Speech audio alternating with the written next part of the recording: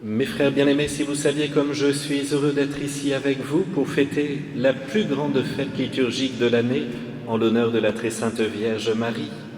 Tout d'abord, je n'ai pas besoin de vous convaincre qu'elle est présente et qu'elle nous regarde, tout simplement parce qu'en célébrant cette grande solennité, nous mettons à l'honneur son Fils, notre Seigneur Jésus, et qu'elle est toujours présente lorsque ses enfants sont dans l'amour du bon Dieu. En ce jour de fête, je ne ferai pas une homélie bien longue, maximum 6 pages. Je voudrais simplement vous exposer 2 réalités extraordinaires concernant notre Mère Céleste. Tout d'abord, rappeler en quoi consiste ce dogme de l'Immaculée Conception, et puis en second, je voudrais rappeler les événements extraordinaires qui se sont passés à 50 minutes d'ici et qui continuent à rayonner sur le monde les grâces que la Sainte Vierge a obtenues. Parlons d'abord de la beauté de Marie, la grandeur de son âme, qui la rend si belle dans son humanité et si splendide dans sa gloire céleste. La Sainte Église nous enseigne que Marie est une conception immaculée en sa personne même, dès le moment de sa conception dans le sein de sa mère, Sainte Anne. Marie n'a pas été atteinte par la blessure ou la tache d'Adam et Ève, tache héritée par tous les hommes. Oui, c'est par Satan que le péché est entré dans le monde et ses conséquences sont désastreuses. Nous le voyons chaque jour par le mal qui abîme tout dans la société, par ce mal qui vient ternir notre âme chaque fois que nous faisons un péché. Heureusement, au milieu de cette boue, on s'émerveille toujours en contemplant les desseins du Père Céleste. C'est à Marie, une jeune vierge, un cœur d'une pureté inestimable. C'est vers cette créature parfaite que les yeux du Père Céleste étaient tournés. Marie a été préservée du péché originel et ce qui est merveilleux, c'est que tout au long de sa vie terrestre, elle n'a jamais entaché son cœur en se laissant inspirer par le serpent. Je me dis toujours que seul Dieu pouvait inventer un être aussi magnifique. C'est d'ailleurs encore une preuve de la véracité de notre religion, parce qu'aucun homme n'aurait pu inventer un être si beau, n'aurait pu penser une femme si belle qu'est la Vierge Marie. C'est ainsi que le 8 décembre 1854, le pape Pie IX définissait par la bulle Ineffabilis Deus le dogme de l'Immaculée Conception de Marie. Maintenant que nous avons vu la partie théologique, ce que veut dire Immaculée Conception, regardons combien le bon Dieu, mes frères, nous aime. Il va permettre un événement historique extraordinaire pour le monde entier. C'est une façon de nous enraciner dans notre foi, de nous dire que c'est du concret, que la patrie céleste n'est pas loin, qu'il faut arrêter de douter du ciel, parce que nous, mes frères, nous allons vers le ciel. Nous sommes alors en plein milieu du 19e siècle. Cela fait 50 ans que la France est déchirée à cause de la Révolution. La misère morale n'a jamais été aussi grande. Il faut dire que des hommes mauvais cherchent à gouverner la France et à éradiquer totalement l'influence de Jésus dans les cœurs en dénigrant l'Église catholique. Vous voyez, rien de nouveau sous le soleil. On se moque alors de tout ce qui est religieux, on se prétend athée, ça donne l'impression d'être intelligent. Avec les recherches scientifiques, on remet en doute l'enseignement de l'Église. Et à la fin de ce siècle terrible, une multitude d'intellectuels croiront fermement aux théories de Darwin, ces mêmes hommes qui doutaient si facilement de l'enseignement divin. La Sainte Église nous dit que Marie est immaculée, alors là tout le monde doute, mais c'est pas possible. Et un gars sort une théorie loufoque au fin fond de l'Afrique, et alors là tout le monde se jette nez en avant. C'est fou de mettre sa confiance en un pauvre mortel. Mais c'est en cette période pleine d'orgueil scientifique et qui rejette l'Église après avoir détruit la monarchie que la très sainte Vierge Marie apparaît sur terre dans le lieu le plus insignifiant qui soit, pour dire au monde qu'elle est l'Immaculée Conception. Mais attendez, elle va utiliser ce qu'il y a de plus simple, de plus humble, de plus pauvre, matériellement et intellectuellement, pour donner une bonne leçon à ceux qui se croient érudits. Nous sommes alors en 1858, 4 ans à peine après la promulgation par le pape du dogme de l'Immaculée Conception de Marie. C'est extraordinaire. Une fois encore, mes frères, c'est le ciel qui se manifeste sur terre pour nous fortifier dans notre pèlerinage, pour nous dire vous êtes fatigués, vous souffrez, vous portez votre croix, mais tenez bon. un jour vous nous rejoindrez au ciel. Mes frères bien-aimés, nous devons bien comprendre que les apparitions de Lourdes ne sont pas qu'un simple fait historique du passé, parce que vous savez qu'au ciel il n'y a pas de temps, et que la promesse que Marie a faite à Sainte Bernadette continue à se réaliser jour après jour pour les pèlerins qui se rendent à Lourdes avec grande ferveur et esprit de sacrifice. Pour ma part, je suis émerveillé de relire les témoignages et miracles qui ont eu lieu les années qui suivirent les 18 apparitions de la Sainte Vierge à la petite Bernadette qui n'avait que 14 ans. Alors vous pouvez facilement retrouver ces témoignages en lisant le Père Marie-Antoine de Lavaur, surnommé le Saint de Toulouse. C'est lui d'ailleurs qui a lancé les premiers grands pèlerinages ainsi que les processions au flambeau. Devenu chapelain à Lourdes, il a été témoin de nombreux miracles. Aussi, je me permets ce soir d'en reprendre quelques-uns. Quelque temps après avoir rencontré Sainte Bernadette, ce fameux prêtre décide d'aller faire ses prières à la grotte à 4 heures du matin. Il vivait très pauvrement, il se levait très tôt, il mangeait du pain dur à peu près tous les jours qu'il trempait dans un peu d'eau de Lourdes pour qu'il soit plus facile à croquer. Et voilà, il priait beaucoup et en même temps il avait les pieds sur terre. Il a organisé ses grandes processions, les processions au flambeau, les pèlerinages nationaux, les processions aux bannières. Chaque fois que quelqu'un était guéri à Lourdes, eh bien, il proposait que cette personne revienne lors du pèlerinage des bannières en portant une bannière. Ça devait être splendide à l'époque. C'est ainsi qu'un jour il se rend à la grotte à 4 heures du matin. Il se disait qu'il serait seul avec la Sainte Vierge et que ce serait son plus grand bonheur.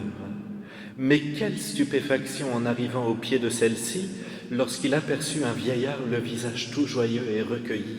« Ah, mon père, lui dit-il, ne soyez pas surpris de me voir à la grotte à une heure si matinale. C'est par là que je commence tous les jours ma journée. Je viens acquitter ma dette de reconnaissance, et après la prière, je bois l'eau de la fontaine, je me lave et j'en prends ma provision pour passer le jour. Je n'en bois pas d'autre depuis que la Sainte Vierge m'a guéri. Je suis Bourriette, le premier de tous ceux que la Vierge de la grotte a guéris. » Alors à l'époque, eh bien, la fille de ce vieillard était l'amie de Sainte Bernadette. Quand ce monsieur apprit qu'il fallait boire de l'eau de la source pour être guéri, il envoya sa fille lui remplir un petit flacon. De retour à la maison, eh bien, il se mit en prière à genoux chez lui. Il fit sa prière, il invoqua la très sainte Vierge Marie, but cette eau de Lourdes, qui était encore à l'époque encore vaseuse, puisque le miracle venait d'avoir lieu à la grotte. Il fut illico presto guéri. Il était aveugle de l'œil droit, suite à une explosion d'une mine. Et donc tout de suite, sa vision était impeccable. Alors il sortit dans les rues de Lourdes en criant « Miracle, je vois, je vois !» Et c'est ainsi que son médecin qui passait par là lui dit « Mais Bourriette, c'est impossible. Votre œil droit, il est mort. Mais non, je vois impeccable, je vous dis. » Alors lui fermant l'œil gauche, il sortit un petit livre, allez-y, lisez. Et alors là, impeccable, la lecture était parfaite. Il était guéri, c'était le premier miracle de Lourdes. Quelque temps plus tard, c'est un petit enfant Justin qui meurt de maladie. On vient faire les papiers pour l'enterrement. La maman prend son enfant dans les bras, court à la grotte, le plonge dans cette eau encore boueuse devant une foule très nombreuse. L'enfant se réveille. Il est guéri, il est ressuscité. C'est le deuxième miracle à la grotte de Lourdes. Alors vous comprenez, mes frères, très vite, énormément de personnes vont se rendre à la grotte, y compris bien sûr des anti-catholiques qui se moquent de tout ça. Il y avait d'ailleurs le témoignage de cet homme qui aimait se moquer de Bernadette, qui avait été présent lors des interrogatoires. Il se dit « Je vais aller voir ce qui se passe à la grotte lors des apparitions ». C'est ainsi qu'en donnant des coudes, il témoigne lui-même, il arrive au premier rang, là où était Bernadette, au moment de l'apparition.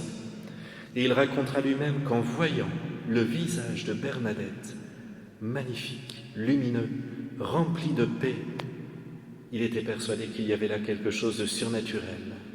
Et c'est lui-même qui se mit à témoigner des apparitions. Petit à petit, on a couru de partout, à travers les routes de campagne. On venait de toute la France pour chercher des miracles, des guérisons, pour remercier la Sainte Vierge. À l'époque, le gouvernement commençait à être très anticlérical et il demandait aux contrôleurs de train d'être très exigeants envers les pèlerins pour compliquer les pèlerinages. Et bien souvent, ces derniers qui aimaient à se moquer des pèlerins publiquement finissaient toujours par dire discrètement aux pèlerins s'il vous plaît, apportez-moi une médaille, priez pour moi à la grotte.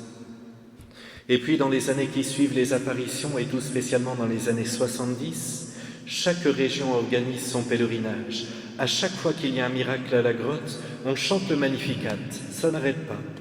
Permettez-moi de reprendre tout simplement, pour terminer, le pèlerinage vendéen du 25 août 1872, jour où la France célébrait la fête de Saint-Louis. Comme dit le père Marie-Antoine, les Vendéens ne font rien à moitié. Ils sont aussi ardents à la prière qu'au combat. Une foule nombreuse avance, grave et pieuse. Des jeunes filles vêtues de blanc les précèdent, modestes et recueillies. Elles portent 2 roses d'or, renfermant chacune le riche don de 1000 francs que veulent offrir à Notre-Dame de Lourdes les pèlerins. C'est une très belle somme. Arrivés au pied de la grotte, ils se prosternent et baisent la terre. C'est beau, mes frères, à l'époque, cette ferveur. Nous devrions faire pareil. La première prière de ce groupe immense n'est pas terminée qu'une demoiselle de la congrégation des enfants de Marie ayant le bras ankylosé en raison d'une tumeur blanche, maladie réputée incurable et très douloureuse, elle est immédiatement guérie au premier contact de l'eau de la piscine. Son médecin est formel, c'est un miracle. Quelques minutes plus tard, de nouveau on entend crier au miracle. Une autre Vendéenne, infirme depuis plusieurs années, et qui se traîne à peine sur ses béquilles, ne pouvant se tenir debout, s'incline profondément devant Marie Immaculée, la statue, en versant d'abondantes larmes. À peine avait-elle touché la paroi de la grotte qu'elle s'écrie « Je suis guérie ». Elle avait senti une chaleur dans tout son corps.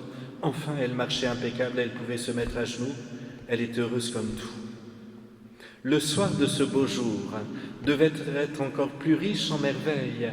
Une autre jeune demoiselle, âgée de 18 ans, entièrement percluse et subitement guérie. On entend encore le Magnificat.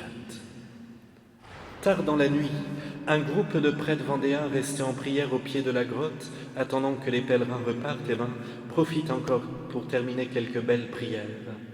L'un d'entre eux dit à ses confrères « Prions pour l'Église, la France et la Vendée. Prions pour nous-mêmes afin d'avoir la grâce d'une bonne mort et de mourir dans les bras de Marie Immaculée. » 2 heures plus tard, l'un des prêtres rendait le dernier soupir et s'envolait vers les cieux. Alors qu'il rentrait dans sa modeste demeure, il se retourna vers son confrère et lui dit « Je vais mourir », et il tombe dans ses bras. Mes frères bien-aimés, je n'ai pas le temps de vous raconter tous les miracles qui ont eu lieu au cours de ces années merveilleuses, mais nous devons croire que la Sainte Vierge est toujours aussi généreuse aujourd'hui, justement parce qu'elle est l'Immaculée Conception, qu'elle a pitié de nous pauvres pécheurs, qu'elle a pitié de voir dans le monde dans lequel nous nous débattons. Quel est son message principal à Lourdes, en plus de prier son chapelet à chaque apparition? Pénitence, pénitence, pénitence. Nous voulons lui faire plaisir, offrons-lui des pénitences. Alors bien sûr, on pourrait s'en inventer quelques-unes, comme faisaient les saints du passé. Ne pas manger ceci, dormir sur des graviers, mettre un caillou dans sa chaussure. Mais il me semble, mes frères, que la plus belle pénitence, c'est d'essayer de vivre son devoir d'État avec patience, humilité et une profonde charité. Les petits sacrifices vont venir aider à cela. Mais si déjà nous pouvons essayer de vivre chaque instant de notre vie fidèlement à ce que Jésus nous dicte dans notre cœur, eh bien, nous faisons plaisir au bon Dieu, à la Sainte Vierge. Que cela ne nous empêche pas d'offrir aussi des petits sacrifices de tout genre. Quand on pense que c'est chez nous que Marie est apparue il y a 150 ans, vous vous rendez compte, mes frères? Pas à New York, pas à Bruxelles, à Lourdes. C'est chez nous. Nous devons nous y rendre souvent, si nous le pouvons tous les mois. Allons la remercier, allons la prier, allons l'invoquer pour les malades, pour la conversion des cœurs, pour ceux qui ne croient pas. Et vous verrez, il y aura encore de nombreuses grâces. Je sais que vous le faites déjà, mes frères, mais il me semble être un devoir d'État aujourd'hui de vous parler de ces apparitions. Le Père Antoine-Marie de Lavore nous aidera du ciel à grandir dans notre amour pour l'Immaculée Conception. Ainsi soit-il.